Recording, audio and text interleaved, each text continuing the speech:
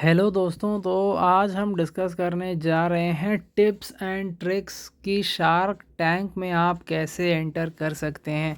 जैसा कि हम जानते हैं पिछले साल शार्क टैंक इंडिया में आया और काफ़ी हिट हुआ, काफ़ी वायरल हुआ और अभी जितने भी न्यू बिजनेसेस हैं सारे कोशिश कर रहे हैं वो शार्क टैंक में अपना दावेदारी पेश करने का और उसमें फंडिंग रेज़ करने का। बट ये हो कैसे पाएगा, ये संभव कैसे हो पाएगा, आइए वो डिस्कस करते हैं। सबसे पहली चीज़ आपको चाहिए वो है एक सॉलिड बिजनेस प्लान।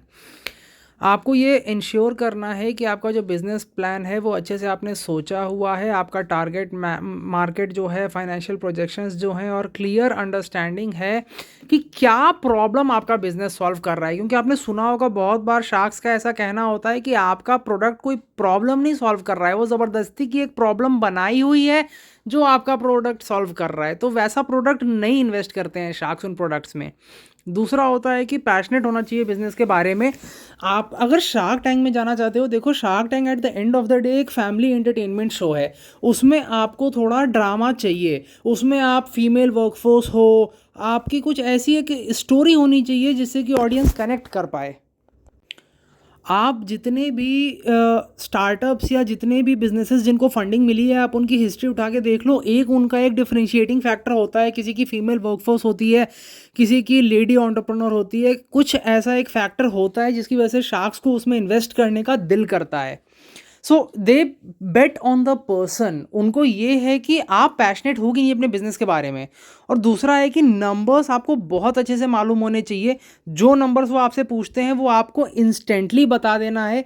अगर वो आपसे नेट मार्जिन पूछते हैं, अगर आप नेट प्रॉफिट पूछते हैं, ग्रॉस मार्जिन पूछते हैं या कोई भी मतलब आपका रेवेन्यू पूछते हैं पिछले 3 महीने का, तो आपको वो इंस्टेंटली आपके फिंगर टिप्स पे मालूम होना चाहिए। You should not fumble at that moment. So this includes all the projections and all the funding which you are seeking. उसके बाद हो जाता है कि नेगोशिएट करने के लिए आपको तैयार रहना है। आप एक वैल्यूएशन और एक परसेंटेज ऑफर करते हो शार्क्स को, बट आपको मान के चलना है कि यहाँ पे डील नहीं बनेगी। तो कितने तक आप लोएस्ट जा सकते हो, you need to have that number in your mind. Because sharks are very fierce. Sharks बहुत बड़े बड़े बिजनेसमैन हैं, वो आपको जिंदा खा जाएंगे, वहाँ पे चबा जाएंगे कच्चा।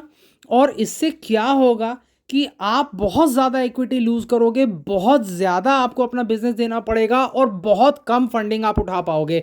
सो you need to have a very clear idea in your head कि ठीक है, मैं अगर जा रहा हूँ शार्क टैंक में, मैं 2% से ज़्यादा इक्विटी नहीं दूंगा और मैं इतने लाख या इतने करोड़ से कम इसके लिए नहीं लूँगा। That's it, that's my bottom line. दूसरी बात है कि इसमें आपको कॉन्फिडेंट और कैरिज्मेटिक होने की बहुत ज़्यादा ज़रूरत है। अगर शार्क्स को ये सेंस होगा कि आप कॉन्फिडेंट नहीं है अपने बिजनेस के बारे में, तो वो आपसे ज़्यादा इक्विटी लेने की कोशिश करेंगे और वैल्यूएशन भी कम लगाएंगे।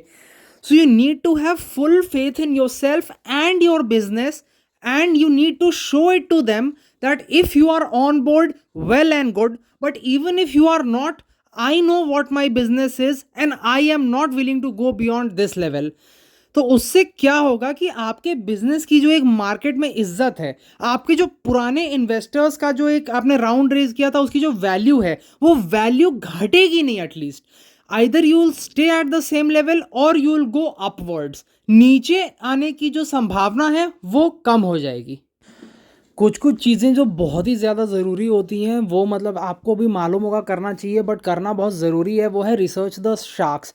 शार्क्स के बारे में अच्छे से रिसर्च कीजिए, पता कीजिए किस शार्क्स को किस टाइप के बिजनेस में इंटरेस्ट है और टेलर कीजिए अपने पिच को उनके हिसाब से। हो सकता है टेक्नोलॉजी, जैसे आपने सुना है पीयूष हमेशा टेक्नोलॉजी टेक्नोलॉजी टेक्नोलॉजी करते रहते हैं।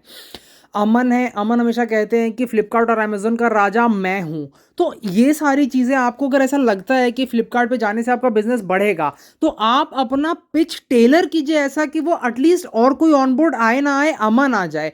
बिकॉज सबसे ज़्यादा जो आपके बिजनेस की भी हेल्प होने वाली है वो उनके थ्रू ही होने वाली है। So you need to research the sharks and you need to understand which shark is most beneficial. For example, any pharmaceutical company that is going into the tank, they want Namita to come with them because Namita is the queen of pharma. That is why they call her pharma, right?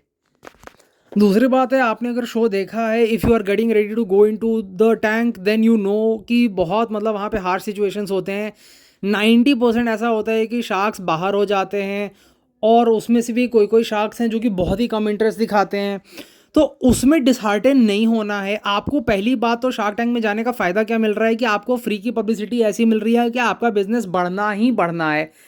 दूसरा है take feedbacks. भाई ये बहुत बड़े businessman हैं, बहुत बड़े बड़े लोग हैं जिनके सामने आपको आइडिया रखने का मौका मिल रहा है।